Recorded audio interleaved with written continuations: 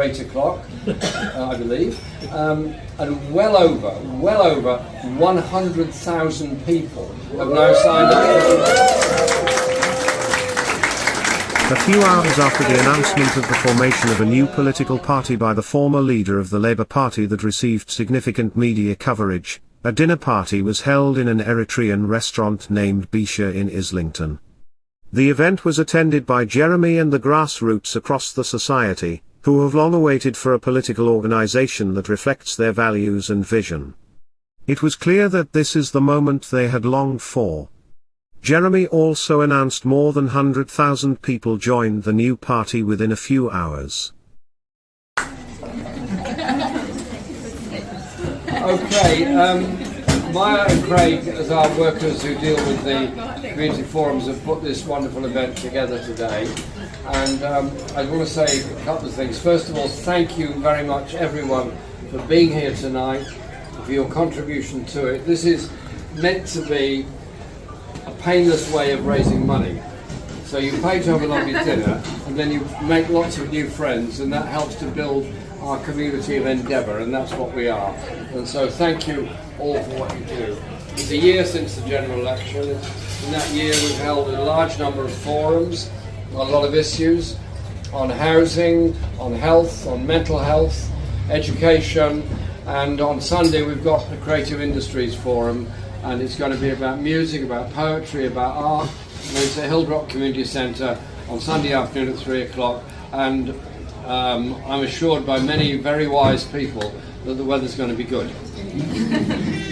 So there you are, politicians promise good weather on Sunday. So come along if you can, please do. It'll be very nice, and it's a way again of bringing people together with an important message that our children need to be brought up in an atmosphere where creativity is not frowned upon, where poetry is encouraged, where music is encouraged, where ideas are encouraged, and from that comes ideas on maths and science and everything else. And last night we had a poetry evening at Elizabeth House Community Centre. A lot of people came, read their own poetry, and then talked about why they'd written it and what it meant to them, what it was about. And it is about unleashing that creativity in people, which brings together a stronger community. And that is something that I'm very proud that we are doing in our community here. The past year in Parliament has been interesting and complicated, but then every year is interesting and complicated there. We now have a group of 6 Independent Alliance MPs. Zara joined us this week, so we're now 6. So we're bigger than Reform. And you will never hear any of us saying the problems of the National Health Service or the problems of education or the problems of housing are caused by refugees and migrants. You will only hear us saying those problems are caused by an unjust economic system that creates greater and greater inequality, doesn't tax wealth, doesn't tax excessive levels of income properly, and underinvests in our children and our future, because that is the politics that we're about. So I send a message of support to those in Epping that are opposing reform and what they're doing there by trying to attack an asylum hotel. For goodness sake, there are 70 million people around the world who are refugees. Why? Wars, poverty, inequality, human rights abuse. It's the history of this century is going to be brutal to those politicians that blamed the victims rather than the perpetrators and took us into war after war after war. And tomorrow evening I'll be at another Palestine demonstration outside Downing Street, demanding absolutely stop selling arms to Israel, bring about a ceasefire, to provide the aid Palestinian people need. And so we will carry on doing that. And last week we made a lot of progress. I was in Bogota in Colombia with with Progressive International, where we got an agreement of the Hague Group of Nations to recognise and work with the ICJ decision and the ICC decision. And you know what? Even during the 3 days of that conference, the pressure from the United States on every single one of those countries that was there was absolutely enormous.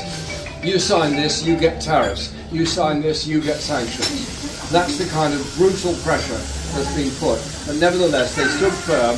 We have that declaration, we have that statement, and we just met this afternoon see ways of expanding a traditional, centrist, centralised, top-down political party.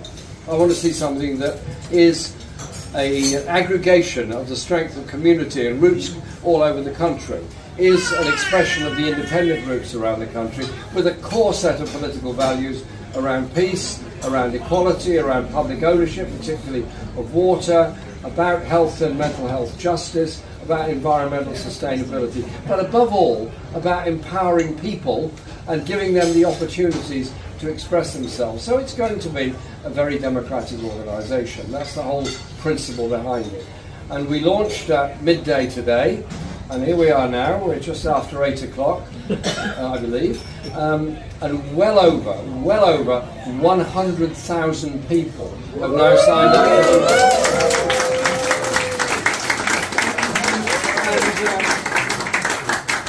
Whilst I'm sure there are one or two people there that are quite wealthy, the majority are not. The average donation that's been made is £14, and that shows that it's ordinary people giving what they can because they want to see something different and something better. And so what we're doing in Islington are the monthly forums, are the preparation for election campaigns next year, but political change isn't all about elections. Elections, in a sense, are almost the culmination of it. It's about what we do in our community and the solidarity that we build. We don't need to be frightened of reform. We need to dislike reform. We need to oppose reform. The direction which we set out in the political statement we've made, which I was referred to, that'll be in mid-September, and then a founding assembly which will agree on the name, the constitution of it, and so on, which will be in November. Our independent group of MPs are obviously part of this, very much central to this, and as I said, Zara has just joined the independent group, so we're 6, the famous 6, or the brave 6, or whatever you want to call us, and we work with others where we can.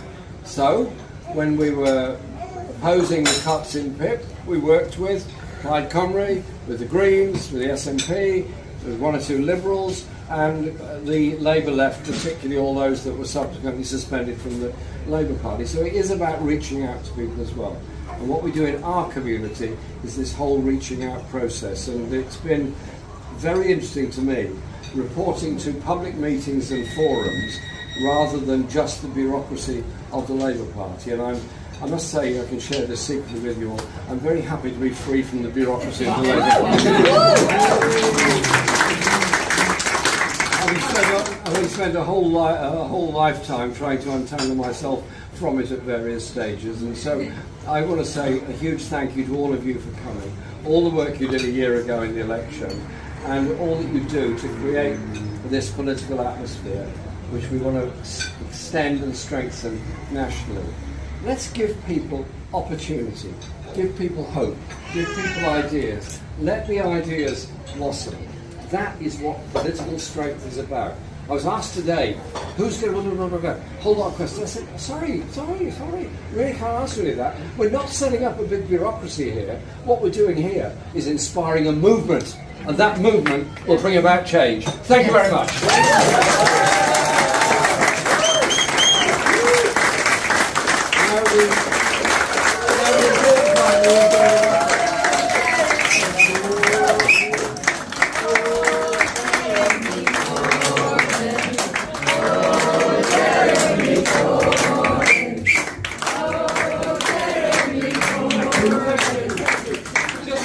When we've done that, we're going to do the raffle next, because that's the important part. So close the doors, lock the doors, the raffle's coming up.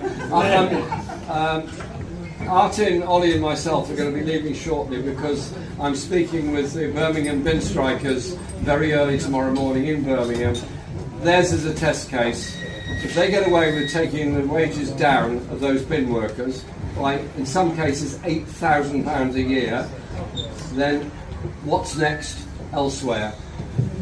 The bin strikers did not create the financial problems of Birmingham. They should not be the ones who are forced to reduce their living standards to pay for it. I'll be there tomorrow supporting the bin workers, and that's what I do. Thank you.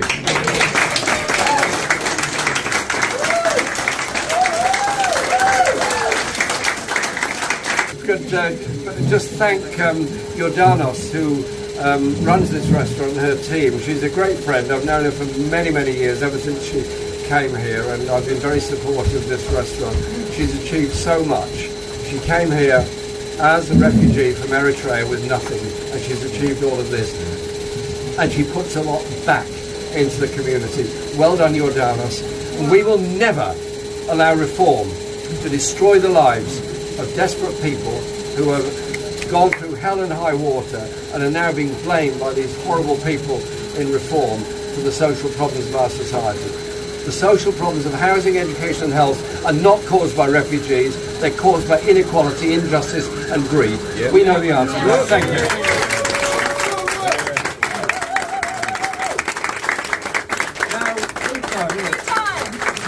Queue time. Queue time, yeah. Okay, go. You've got yours already, haven't you? Well done you.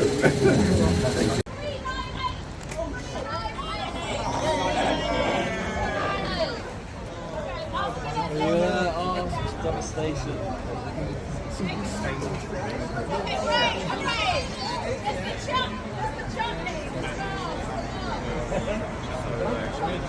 Oh, great. We got the jam.